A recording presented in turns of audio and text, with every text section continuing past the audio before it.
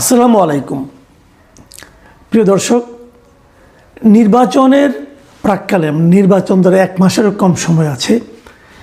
এই সময়ে এসে আমাদের প্রতিদ্বন্দ্বিতাকারী প্রধান রাজনৈতিক দলগুলো যে বিভিন্ন জোটে একত্রিত হয়েছিল, সেই প্রধান একটা জোটে একটা ভাঙনের শব্দ শোনা যাচ্ছে। সেটা হলো 11 দলীয় জোট। 11 দলীয় জোটে কারা ছিলেন? জামায়াতে ইসলাম এবং ইসলামপন্থী কয়েকটা দল মিলে এই জোটটা গঠন করা হয়েছিল। সেই জোটে একটা ভাঙনের শব্দ শোনা যাচ্ছে এবং সেই ভাঙনের শব্দ কিন্তু আদর্শিক কারণে নয়। ভাঙনের শব্দ হলো আসন ভাগাভাগি নিয়ে। এই জায়গাটাতে এই যে কারণটা, এই কারণটার জন্য আমি এটাতে ব্যাপারটাতে খুব ইন্টারেস্ট ফিল করছি এবং আপনাদের সঙ্গে আলোচনা করছি। একটা জোট কিন্তু হতেই পারে, ধরেন প্রায় কাছাকাছি আদর্শ, একটু একটু ডিফারেন্স আছে, এ ধরনের দলের মধ্যে জোট হতেই পারে। কিন্তু এই 11 দলীয় যে জোটটা ছিল, এটা কিন্তু কোনো জোট ছিল না, এটা ছিল একটা নির্বাচনী জোট, কোনো আদর্শিক জোট না। এখানে আদর্শের কোনো মিল নাই, বরঞ্চ উল্টাপাল্টা আদর্শ। যেমন এলডিপি আছে এই জোটের মধ্যে, অলি আহমেদ, উনি খুবই মুক্তিযোদ্ধা এবং মুক্তিযুদ্ধের পক্ষের লোক বলে নিজেদেরকে দাবি করেন এবং জামাত বিরোধী। এবং দেখা যাচ্ছে যে এখানে তারা জোট করেছেন জামায়াতে ইসলামের সঙ্গে এবং অন্যান্য ইসলামী দলের সঙ্গে। আদর্শের কোনো মিল নেই। আবার ধরেন ইসলামী যে দলগুলো আছে সেগুলোর মধ্যেও কিন্তু যোজন ডিফারেন্স। এই জামাতে ইসলামের যে রাজনীতি, এটা নিয়ে ইসলামী আন্দোলন, যেটা চরমনের পীরের যে দলটা আছে, ওনারা কিন্তু অনেক আক্রমণাত্মক কথা তারা জামাতে ইসলাম সম্পর্কে বলেছেন এবং এমনও বলেছেন যে জামাতে ইসলাম করলে পরে মানুষের তার ইমান নষ্ট হয়ে যেতে পারে, এমন কথাও বলেছেন। যে দল করলে ইমান নষ্ট হয়ে যাওয়ার আশঙ্কা আছে, সেই দলের সঙ্গে কিন্তু আবার ইসলামী আন্দোলন জোট করেছে। তার মানে পুরো জোটটা হলো নির্বাচনী জোট। নির্বাচনী জোটের মানে হলো যে কত বেশি আসন পাওয়া যায়। এবং এই জোটটার আপনারা যদি একটু মনে করতে পারেন, এই জোটটার শুরুটা কিন্তু হয়েছিল ইসলামী আন্দোলনের মাধ্যমে। এই প্রথম উদ্যোগটা কিন্তু ইসলামী আন্দোলনই নিয়েছিল এবং তাদের একটা থিওরি ছিল, সেটা হলো ওয়ান বক্স পলিসি।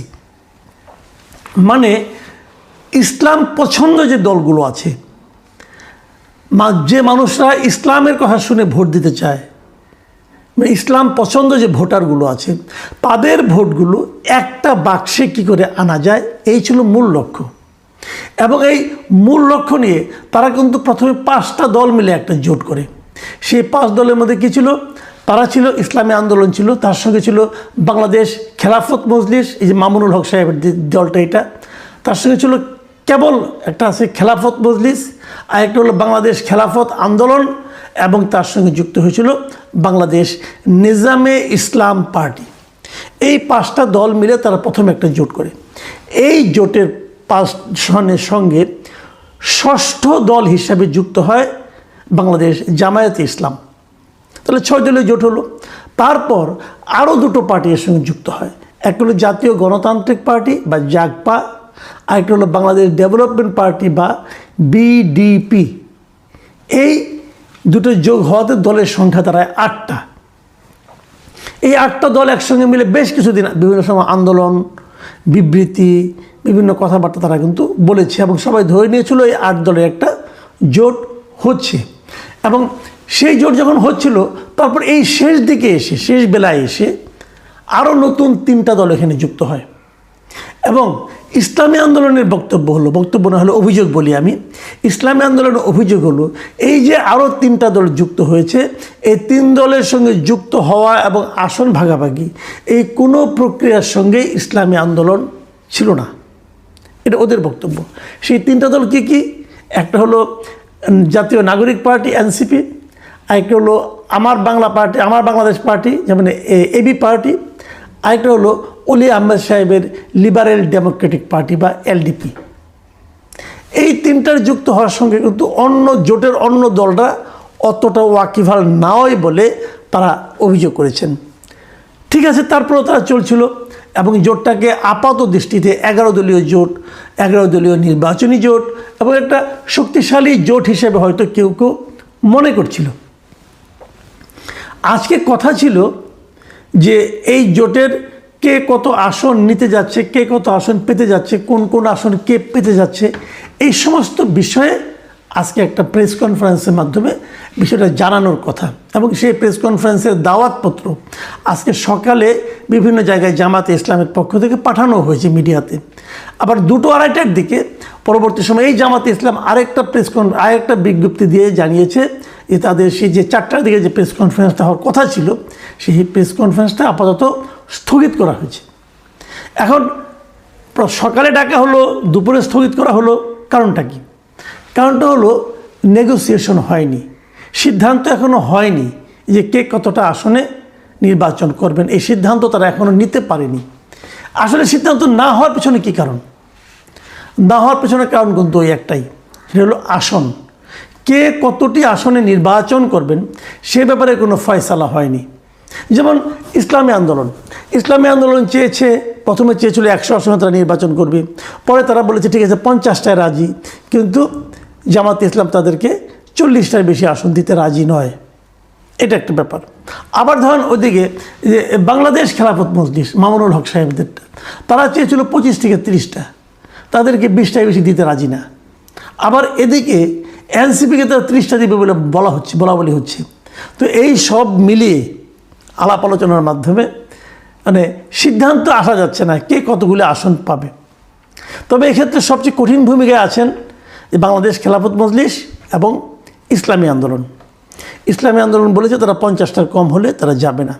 এখন এই যে নেগোসিয়েশনটা, ছাড়টা কোথায়? ছাড়টা হলো আসনে। এই আসনের এই ছাড় দেওয়া না দেওয়া নিয়ে সবাই এতটাই রিজিড, মানে যার যার অবস্থানে তারা এতটাই শক্ত অবস্থানে আছে যে শেষ পর্যন্ত আজকের যে প্রেস কনফারেন্সের মাধ্যমে ঘোষণা দেওয়ার যে ব্যাপারটা ছিল সেটাই তারা স্থগিত করতে বাধ্য হয়েছে। কবে হবে সেটা এখনও বলেনি, হয়তো 2-1 দিনের মধ্যে হবে। তার মানে বিষয়টা দাঁড়াচ্ছে আগামী 2-1 দিনের মধ্যে তারা আরও আলোচনায় বসবে, আরও নেগোসিয়েশন করবে, তারপরে তারা একটা সিদ্ধান্ততে পৌঁছবে।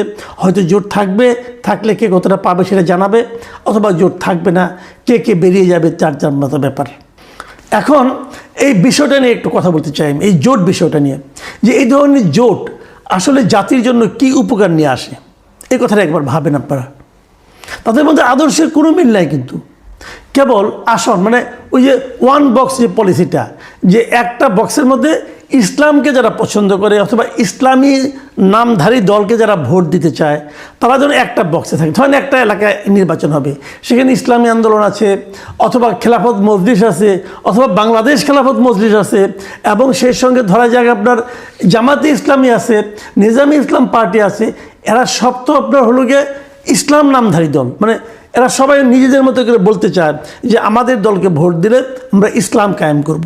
তাহলে যে সমস্ত সাধারণ মানুষ বুঝে হোক না বুঝে হোক ইসলামী দলকে ভোট দিতে চায়, তাদের ভোটটা কিন্তু এরকম 4-5 ভাগ হয়ে যাচ্ছে।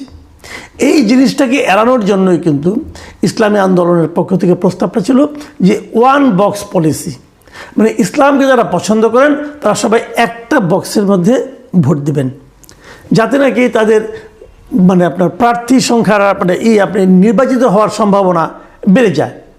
পলিসি নির্বাচনের বিচারে খুব ভালো, কিন্তু রাজনীতির বিচারে কি ভালো? দেখুন, ইসলাম তো একটা, জিনিসটা খেয়াল করুন, ইসলাম তো একটা। হযরত মুহাম্মদ সাল্লাল্লাহু আলাইহি ওয়াসাল্লাম যে ইসলাম করেছেন সেই ইসলামের তো উনি কোনো শাখা প্রশাখা বানান নাই, উনি একটা ইসলাম বানিয়েছেন। সারা দুনিয়ার জন্য একটা ধর্মগ্রন্থ কোরআন আছেন।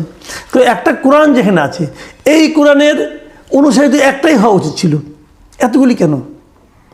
তার মানে এই কোরআনের বিভিন্ন ঘটনা প্রবাহে বিভিন্ন আয়াতের ব্যাখ্যা এবং কোরআন ভিত্তিক জীবনযাপনের জন্য যে ব্যাখ্যা আছে, সে ব্যাখ্যায় কিন্তু ভিন্নতা আছে। এবং ব্যাখ্যায় যদি ভিন্নতা থাকে, ভিন্ন ভিন্ন ব্যাখ্যার সবগুলো যা সঠিক হবে না। যদি সবগুলি সঠিক না হয়, হয়তো একটা সঠিক হবে, বাকিগুলি ভুল হবে। এখন কোনটা ভুল কোনটা সঠিক এটা আপনি সাধারণ মানুষ আমরা কেমনে বুঝবো? ওনারা বুঝেন, এবং ওনারা এতটাই বুঝেন যে নিজেরটা ছাড়া বাকিগুলিকে মোটামুটি বলেন যে ওখানে গেলে ইমানই নষ্ট হয়ে যাবে, তারা এমন কথাও বলেন। তাহলে আমরা কোন দিকে যাব? এখন তারাও কিন্তু মিলতে পারছে না। তাদের যে বিভেদটা, এটা কিন্তু নৈতিক কারণে, তাদের বিভেদের কারণে তারা আলাদা আলাদা দল করেছে ইসলাম নাম দেয়া, কিন্তু ভোটের ক্ষেত্রে এক হয়েছিল। তাহলে তাদের কাছে কিন্তু আদর্শের চেয়ে ভোটটা ছিল বড়, ব্যাপারটা খেয়াল করুন, তাদের কাছে কিন্তু আদর্শিক কারণটা মূল না, ভোটটা মূল। আদর্শিক কারণে তারা একত্র হতে পারে নাই। আদর্শিক বিরোধ থাকলে সেটা আলোচনা হতে পারতো, ওই আলোচনা তারা কখনোই করে না। তারা চিন্তা করে ভোট। তাহলে যারা ভোটের কথা চিন্তা করে ইসলামী আদর্শের বিপরীতে, তাদের উপর আপনারা কতটুকু ভরসা রাখবেন এটা আপনাদের ব্যাপার, আমার কোনো বক্তব্য নাই এখানে। কিন্তু আমার প্রশ্নটা অন্য জায়গায়। আমার প্রশ্ন হলো, এখনই ভোট নিয়ে যে ঝামেলা, আসন নিয়ে যে ঝামেলা, যদি বাই চান্স এরা নির্বাচিত হয়ে যায়, যদি এরা ক্ষমতায় চলে যায়, তখন কি হবে? তখন তো আবার মারামারি বাঁধবে, না আমি ক্ষমতায় যাব, আমি ক্ষমতায় এই ইসলাম প্রয়োগ করব। জামাত বলবে আমরা ক্ষমতায় এসেছি, আমরা এই ইসলামটা কায়েম করব। ইসলামী আন্দোলন বলবে না, এটা আসলে প্রকৃত ইসলাম না, প্রকৃত ইসলাম আমাদেরটা, আমরা এই ইসলামী শাসন ব্যবস্থা কায়েম করব। তাহলে শেষ পর্যন্ত হবেটা কি ভাই? মানে সামান্য ভোটের জন্য তারা একত্র হতে পারে না, যেটা কোনো ইম্পর্টেন্ট বিষয়ই না, যেটা একটা পুরোপুরি একটা জাগতিক বিষয়। সেই ভোটে যদি তারা পাশ করে যায়, তখন কি হবে? তখন তো মারামারি আরও বড় বাঁচবে। তার চেয়ে বরং আগের বাজারই ভালো, পরের বাজারের চেয়ে একটা আন্ডারস্ট্যান্ডিং এখনই হয়ে যাক, দেখি কে জিতে কে হারে। তো এখন এই যে বিষয়গুলো আমি সবসময় বলি যে এই যে জোটগুলি হচ্ছে না, এদের বিবেচনায় আসলে এদেশের মানুষের জীবনযাপন কী হবে, এদেশের মানুষের উন্নয়ন কীভাবে ঘটবে, এদেশের মানুষ কোন ইসলাম গ্রহণ করবে অথবা কোন ইসলামী জীবন ব্যবস্থা তারা চলবে, এইগুলি এদের বিষয় না। এদের বিষয়টা হলো তাদের কাছে মনে হয় এই দেশটা না একটা বিশাল একটা কেক, যে আমরা কেক খাই না, পুডিং খাই কেটে কেটে, বিশাল একটা কেক। এখন এই কেকের কে কতটুকু অংশ কেটে নেবে, তাদের লক্ষ্য হলো ওইটা। তারা দেশটা নিয়ে ভাবে না, এই দেশের উপর তাদের নিয়ন্ত্রণ কতটুকু থাকবে তারা ওইটা ভাবে। এই যে গতানুগতিক রাজনৈতিক যে একটা প্রবাহ, যে গড্ডালিকা প্রবাহ, এই প্রবাহে আমরা কি ভেসে যাব নাকি আমরা এই প্রবাহের বিরুদ্ধে দাঁড়াবো? এটাই হচ্ছে আমাদের আগামী নির্বাচনের, আমাদের ভোটারদের দিক থেকে আমি মনে করি মূল